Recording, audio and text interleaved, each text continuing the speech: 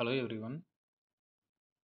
Today we are going to study microprocessors and microcontrollers. These are two important electronic devices used in computers and embedded systems. In this lecture we will understand their architecture, types, advantages, applications and the differences between them.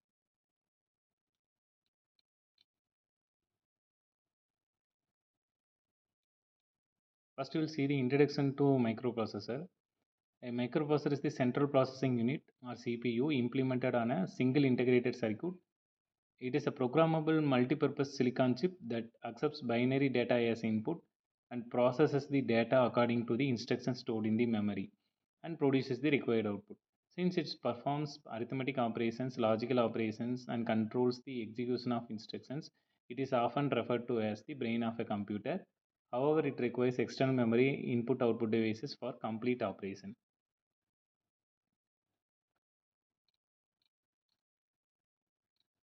So, before going to these types of processor, let us have a quick overview about working of a general microprocessor. A microprocessor performs four basic operations. First, it fetches instructions from memory. Next, it decodes the instruction to understand what operation needs to be performed. Then it executes the instruction using its internal hardware.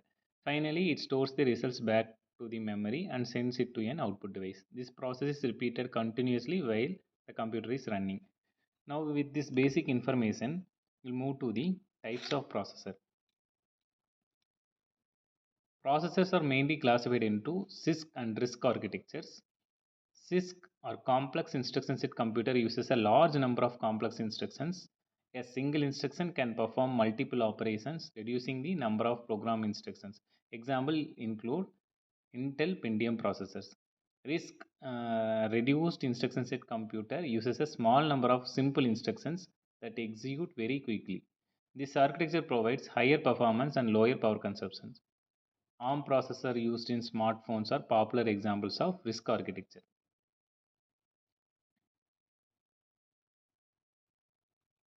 Next, we will see some important terms and understand these terms. The instruction set is the complete collection of instructions that a processor can execute. A bus transfers data, addresses, and control signals between different parts of the system. IPC, instructions per cycle, indicates how many instructions the processor executes in one clock cycle. Clock speed represents the operating speed of a processor and is measured in megahertz or gigahertz. Bandwidth indicates the amount of data processed during an instruction. Word length specifies the number of bits the processor handles at one time, such as 8 bit, 16 bit, or 32 bit.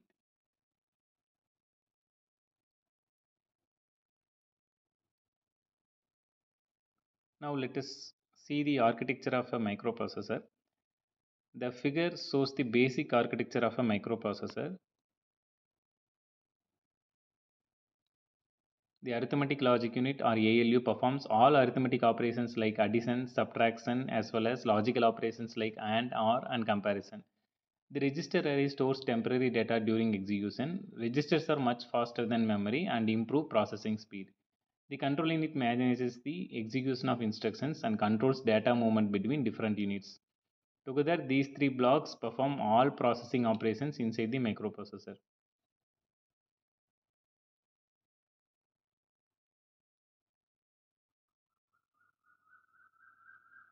So here you can see the different registers like accumulator A, B, C, D, E, H and L. These are all some temporary and fast access memory locations for processing the data. Next we will see the advantages of microprocessor. The major advantages of a microprocessor are it is compact in size, operates at high speed and has low manufacturing cost. It consumes relatively less power and generates less heat. Microprocessors are reliable, portable, and versatile, making them suitable for personal computers, servers, and industry applications. So, this is all about microprocessors. Next, we'll see the introduction to the microcontroller.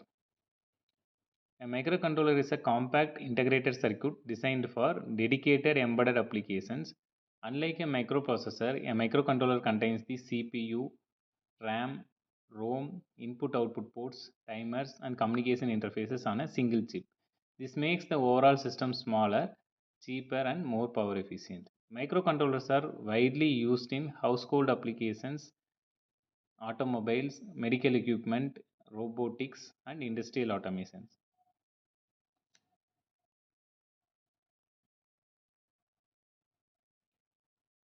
The difference between a microprocessor and a microcontroller is the availability of the on-chip peripherals like memory, both RAM, ROM, I/O ports, timers, counters, communication interfaces like serial port.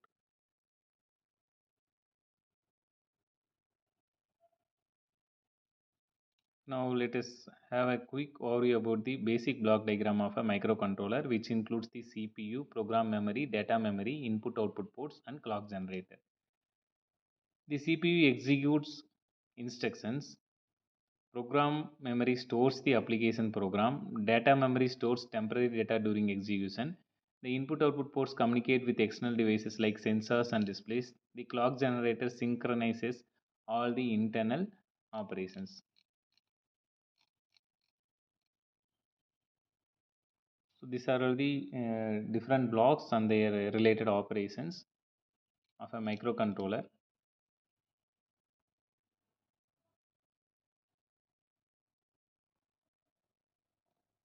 So these are the types of microcontroller based on the number of bits and applications. Based on the number of bits, we have 8-bit, 16-bit, and 32-bit. And based on the families, we have ARM, PIC, and AVR microcontrollers. Modern embedded systems also use FPGA-based microcontrollers for high speed and customized applications. Now let us quickly go through the advantages and disadvantages. The main advantages of microcontroller are they are compact, economical, and consume very little power. Since memory and peripherals are available on the same chip, fewer external components are required. They are easy to interface with sensors, communication modules, and are widely used in embedded systems. These are all some of the disadvantages. They cannot directly drive high power devices. Processing capability is lower than microprocessors and mainly designed for dedicated applications.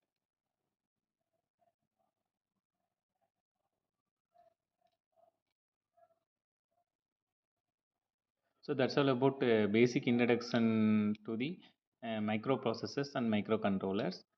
I hope we understood the basic function of a microprocessor and a microcontroller and their advantages and disadvantages with respect to the fundamental block diagram. The next lecture we will see the basic difference between these two and we'll continue with the next concepts. Thank you for watching this lecture.